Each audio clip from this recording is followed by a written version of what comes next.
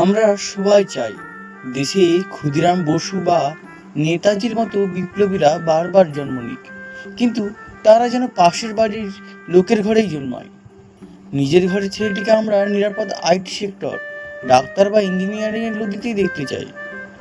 আজ 11ই আগস্ট, মহান বিপ্লবী ক্ষুদিরাম বসুর ফাঁসি দিবসে আমাদের এই মধ্যবিত্ত বাঙালি সমাজের মজ্জাগত স্বার্থপরতা আর ভণ্ডামির নগ্নরূপকে চাবুকের মতো তুলে ধরতে আবৃত্তি করছি কবি শুভ দাশগুপ্তের এক অমর সৃষ্টি আমরা।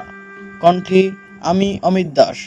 কবিতাটি সম্পূর্ণ শুনুন এবং কমেন্টে জানান আপনার কেমন লাগলো। ভালো লাগলে চ্যানেলটিকে সাবস্ক্রাইব করতে ভুলবেন না।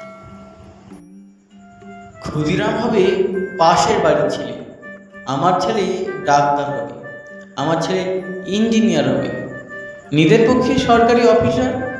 ক্ষুদিরাম হবে পাশের বাড়ির ছেলে, আমার ছেলে দেশ চালাবে, দেশ শাসন করবে, গাড়ি চাপবে, সামনে ড্রাইভার, পিছনে চাপরাশি আরদালি, গরমে কুলু মানালি, শীতে কোবালাম বীজ। ক্ষুদিরাম হবে পাশের বাড়ির ছেলে, দেশের জন্য লড়াই করবে ওপার ওরা। আমার ছেলে ঘাড় বুঝিয়ে ক্যারিয়ার বানাবে, বিজ্ঞান শিখবে, অঙ্ক শিখবে, কবিতা শিখবে, বড় বড় মনীষীদের জীবনী পড়বে, দেশের জন্য মুখে রক্ত তুলবে ওপার ওরা। আমার ছেলে আমার রক্ত জল করা পয়সা সুদেই আসলে উসুল করবে।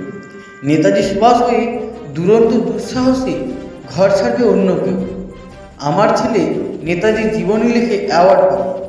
ক্ষুদিরাম হবে পাশের বাড়ির ছেলে, আমরা তামাকে এবং দুধে, রসে এবং বসে, সুখে এবং আরামে দিন কাটাবো। দেশের মুক্তি প্রাণের মূল্যে কিনে আনবে অন্য কেউ। আমরা মুক্ত স্বদেশে ঘাড়ে পাউডার লাগিয়ে গদগদ কণ্ঠে গণসঙ্গীত গাইব, সারে জাহা সে আচ্ছা হিন্দুস্তান হামারা। আমরা মধ্যবিত্ত আর ক্ষুদিরাম হবে পাশের বাড়ির ছেলে।